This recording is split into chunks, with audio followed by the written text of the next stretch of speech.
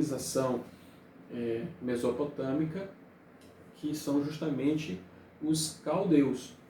Os caldeus ou os amoritas,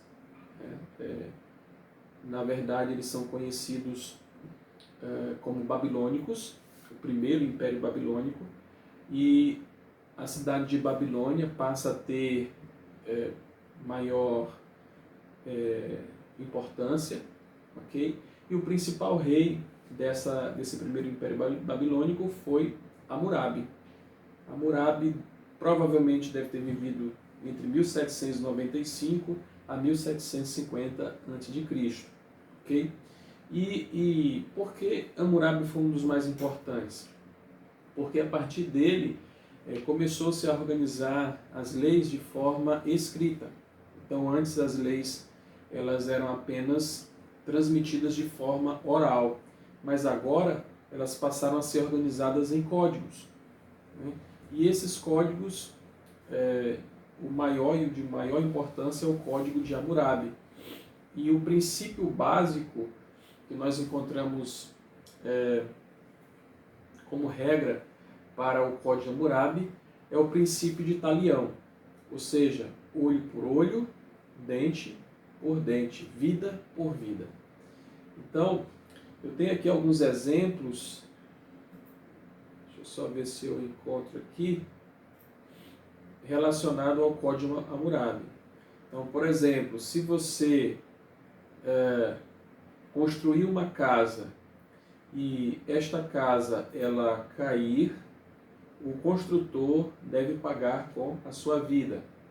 Se o animal ferir outra pessoa, da mesma forma, a pessoa que é o dono do animal deve ser ferida. Então observem que as penas elas estão associadas aos erros cometidos pelas pessoas. Então por isso o Código de Hammurabi segue esse princípio, olho por olho, dente por dente, vida por vida. Então por volta aí do século XVI a.C., esse império ele foi aniquilado por uma série de invasões, inclusive do outro povo que é mencionado como um dos principais ali da região mesopotâmica, que são os assírios. Então, os assírios tiveram aí o seu apogeu, o seu momento de grande esplendor e domínio das demais cidades mesopotâmicas entre os séculos 8 e 7 a.C. Então, eles acabaram anexando territórios além do limite da Mesopotâmia, como, por exemplo, a Síria e algumas possessões do Egito. Inclusive, o Egito é o nosso material de estudo do próximo capítulo, ok?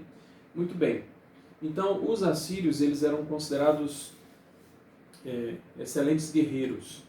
Então, os assírios eles impunham terror, medo, justamente porque eles saqueavam, destruíam e eram conhecidos pelo massacre, pela violência que utilizavam para conquistar os outros povos. Como eu mencionei para vocês, os assírios são conhecidos como aqueles que primeiramente organizaram um exército, inclusive se utilizando de vários tipos de armamento, e eles são considerados os criadores dos carros de guerra. Lembram daqueles filmes que retratam as guerras antigas, romanas? Você tem aquelas pigas, aqueles carros de guerra puxados por cavalos. Então eles desenvolveram, além disso, a catapulta, né? Que é um tipo de armamento que lança pedras a longas distâncias. Então esse império assírio ele acaba entrando em declínio devido a uma série de sangrentas revoltas que foram organizadas por todos os povos que eles oprimiram. Tá?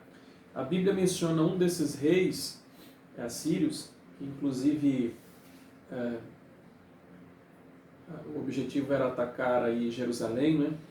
Mas a única cidade dos israelitas que não caíram foi justamente Jerusalém, mas boa parte de todas elas caíram perante o exército assírio. E o nome do monarca que é mencionado é Senaqueribe. Então, a Bíblia aponta alguns desses desses reis mesopotâmicos. Ok? Bom, para nós concluirmos em relação aos povos que viviam ali na Mesopotâmia, temos que falar então do segundo Império Babilônico. Então, o segundo Império Babilônico, ele assumiu após a queda dos assírios, e eles dominaram praticamente toda a região mesopotâmica. E a capital volta a ser novamente Babilônia. Então, o importante rei desse segundo Império Babilônico foi Nabucodonosor, um outro monarca que é mencionado também na Bíblia. E ele ficou conhecido então por construir grandes obras, e uma delas se tornou inclusive a sétima maravilha da Idade Antiga, que são os jardins suspensos babilônicos. Esses jardins suspensos teriam sido construídos para apaziguar o coração da esposa de Nabucodonosor, para que ela pudesse então relembrar da sua antiga terra. Além dos jardins suspensos, os caldeus, né, os babilônicos, eles também construíram diversas zigurates. Professor, o que vem ser zigurates? Zigurates eram, na verdade, templos religiosos babilônicos. Eles tinham um formato de pirâmide escalonada, diferente das pirâmides egípcias. Então, você tinha a forma de escadas até chegar ao topo dessa pirâmide. Alguns acreditam que a Torre de Babel teria sido um dos grandes zigurates construídos aí pelos babilônicos. Ok? Bom, Nabucodonosor, que é o principal monarca mencionado, ele escravizou o povo hebreu no período conhecido como período do cativeiro de Babilônia. E essa história se encontra principalmente no livro de Daniel, aí na Bíblia. Ok?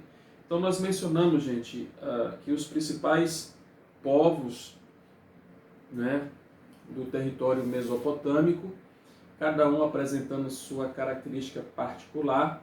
Nós esperamos que vocês possam realizar também as atividades propostas que eu vou colocar aí.